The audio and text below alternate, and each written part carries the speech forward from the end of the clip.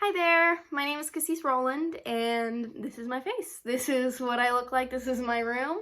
In a way, I feel like this video is kind of a response to all the videos you've made this semester. I've gotten to see your face, and now you get to see mine. So today I'm talking about Reading Classrooms as Text by Jenny Nelson. It's the article that still resonates with me till this day. I've read it twice or three times, whenever I need motivation. It's influenced me as a student, in the way I do my homework and schoolwork, but it's also influenced me as a teacher, or a future teacher, rather. I've written a good deal about this article in the blog, of course, and then also in our first micro theme.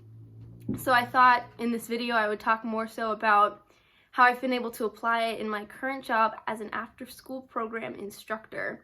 I got the job back in October. And at the after-school program, it's at Chico Country Day School. It's a charter school. And we just kind of do crafts and go play out on the playground and just kind of supervise. But at the beginning of the day, we have this thing called Power Hour, which is when the students get to come in the classroom, or the students that have work to do, they come in the classroom, and it's just a time for them to work on homework and schoolwork, and we're there to help them and answer any questions they have. And there's one student who comes in pretty regularly. We'll call her Stephanie, and she has a lot of trouble with math. And she knows, because I'm older, I know the answer, so she gets frustrated easily when I'm just not gonna tell her the answer, and she's always like, tell me the answer, I know you know it.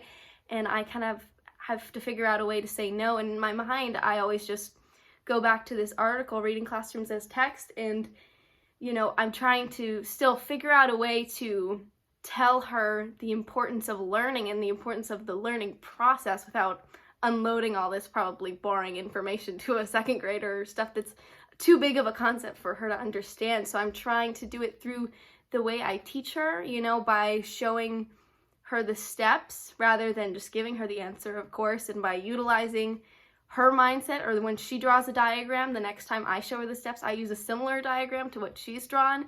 That way she can kind of connect it easier.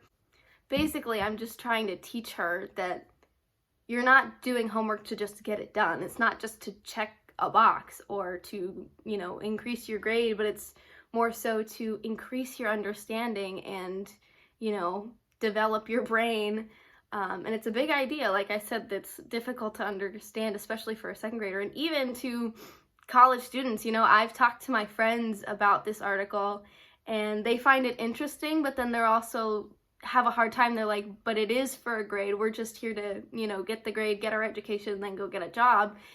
And it's hard to kind of get past that simple way of thinking and be like, no, actually, we're reading these articles, we're doing all this hard work so we can be better at a job, and sometimes it's hard when it seems like the teachers we have are kind of guiding us in that direction to like just get the work done, and they kind of give us study guides or certain resources that make it seem as if all we're here for is just, to get it done, to get that grade.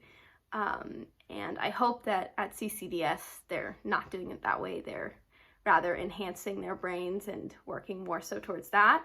I plan to teach special education, and fortunately from my experience, I feel like this way of thinking is really enforced in special education classrooms. It kind of has to be. In all the ones I've worked in, it's more so, sorry, my cat.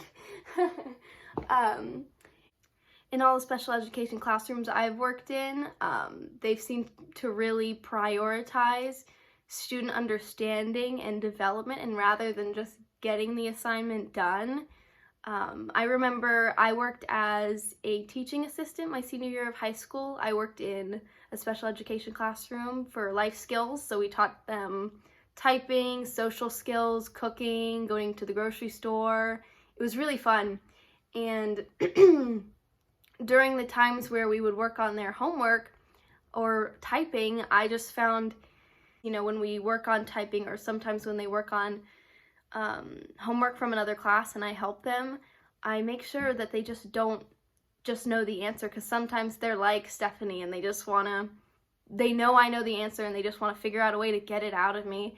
and I'm trying to figure out a way, with the help of this article, to make sure that that's not what it's about, and not only show them the steps and how they do it, but help them to understand that the steps are just as important as the answer. So I kind of want to thank you. I don't know if that's weird, but I want to thank you for showing me this article. I feel like it's really helped me a lot in my teaching experiences, and also my experience as a college student, you know. It gives me a drive when I feel like sometimes I don't have any. I want to close with a quote from the Freedom Writers movie. Hilary Swank says this. She says, "When I'm helping these kids make sense of their lives, everything about my life makes sense to me." How often does a person get that? And when she said that, I really connected to it. It makes me feel stronger about the work I'm doing right now as an after-school program instructor. It makes me feel excited for the work I'm going to do as a special education teacher. And I just really love that quote, and I thought I'd include it in here. And I think that's everything I want to say. Thank you so much for teaching us and giving us good articles to read and good assignments to do. And I look forward to the rest of the semester. Thank you. Bye.